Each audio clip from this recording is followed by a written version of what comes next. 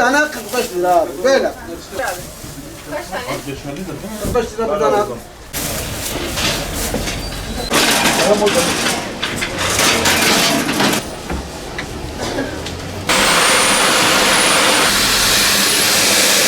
Bu fırının vermiş olduğu hizmetten gayet memnunuz. Allah razı olsun. Şimdi normalde fırınlarda satılan ekmek 12 lirayken burada 7,5 liraya satılmakta. Milletimize büyük bir hizmet vermektedir. Ve fakir fukaramız da gerçekten bu Ramazan-ı Şerif'te iyi bir hizmet almakta. Onların faydası da var, bizlerin de faydası var tabii.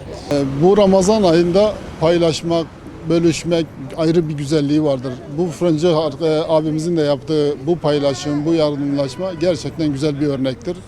Kendisine müteşekkiriz. Allah ondan razı olsun. Bu fırıncı ne kadar Ramazan olduğu zaman, çünkü ben 5. senede bu yeni mahallede oturuyorum, bu sokakta oturuyorum. Tercih unlu mamulleri her Ramazan'da indirim yapıyor.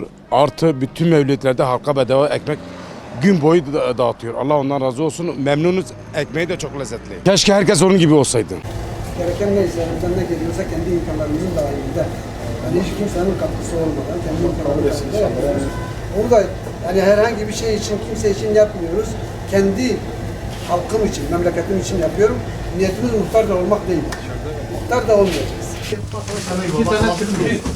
5 tane sen verdin. Ticaret İl Müdürlüğümüzden buraya geldiğinden dolayı, plakat verdiğinden dolayı kendisine teşekkür ediyorum.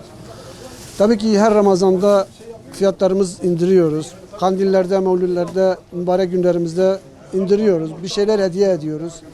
Yani ne olursa olsun biz halkımızın yanında olacağız ve devam edeceğiz. Ramazan berekettir, paylaşımdır, birliktir, beraberliktir. Allah'ın verdiği bize bir sultan ayıdır. O sultan ayı oluyorsa da biz niye esnaf sultan olarak o ayın için mübarek bir esnaf olmuyoruz ki? Biz de olalım. Biz de olalım. Biz de halkımıza paylaşalım. Paylaşmayı öğrenelim, bilelim. Bizim daha önceki örf ve adetlerimizde paylaşmak vardı. Şimdi hiçbir şey kardeş kardeşi sormuyor, bilmiyor. Biz bunu yapacağız. Sonuna kadar da yapacağım. Bir ay içinde ne olacak? Bir ay. Yani önümüzdeki yıllarda hani benim hedefim ilk sahurda son iftara kadar hiç kimseden para almadan bir ay boyunca ekmeği vereceğim. Kesinlikle zarar yok. Allah-u Teala bize vermiş, biz de halkımıza vereceğiz.